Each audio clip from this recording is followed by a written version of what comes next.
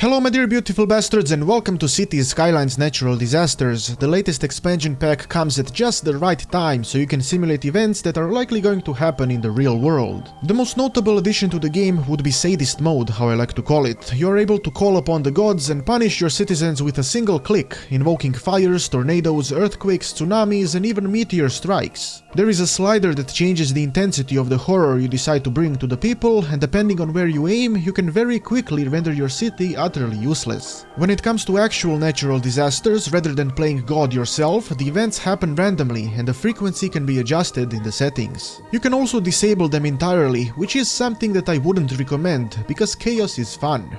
For the most part. Well, it's not fun if it happens to you, but then again, are your citizens yours, or are they their own beings? I guess it's all a matter of perspective. A disaster that isn't really new to the game would be flooding. Things like canals and flood walls will keep your citizens safe, but it is costly and I'm afraid the water cannot pay for the wall, so you'll need to manage your resources very carefully. However, the best defense against flooding and water-related issues is a new building, the water pumping station. It has red trucks of death, or rather life, because once you see these beasts do their work, you immediately gain an immense amount of respect towards them. Water is a little bitch compared to these trucks. These trucks are the masters of water. They take it and they tell it to shut the fuck up, because this, my friend, this is how you stop a flood. But by far the best way to stop disasters would be to have buildings that can detect them. The game has an entire new tab located in the firefighters department. It includes early warning systems, radio masts and shelters of different sizes. The shelters require power, food and water in order to operate, and you can also create evacuation plans in the same style as bus stops, where the shelter buses will stop and take the locals to safety.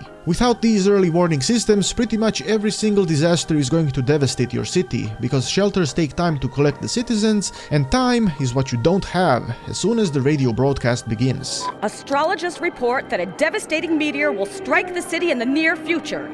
Residents should seek shelter immediately if any is available. It takes mere seconds for everything to end.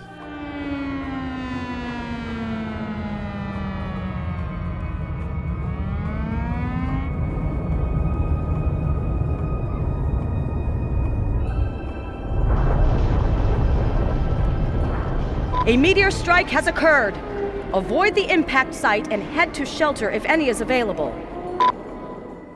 The town of Dickless is no more. Tsunamis, however, can be noticed from a distance, especially if there are ships casually riding the huge waves. Another addition to the game would be helicopters, which perform all sorts of tasks depending on which department they belong to. Using helicopters can make a huge difference, since most disasters destroy roads and flying is much quicker compared to fixing roads and then using them. As always, this DLC also comes with a free update to the base game. In this case, the free update are scenarios. These are in a new tab in map selection, and their purpose is to give purpose and challenge to the maps you play. The DLC comes with 5 existing scenarios where the challenges are all different, both in terms of goals and difficulty. If you find these scenarios easy or boring, you can create them yourself. If you have the DLC, the scenario editor allows you to add disaster spawns to the existing maps, which then allows you to connect these disasters to in-game events. So for example, once you reach a certain amount of money, a tornado will spawn and bring forth destruction to your city. It is also possible to add win and loss conditions, which will probably help with motivation to continue playing a map even if you feel like you've had enough. Natural Disasters DLC is coming on November 29th and it will cost $15. Thank you for watching and make sure to call upon the gods in my name, at least once. I have been Petard, your glorious lord, and may the blessings of Petardia eternally touch your butt.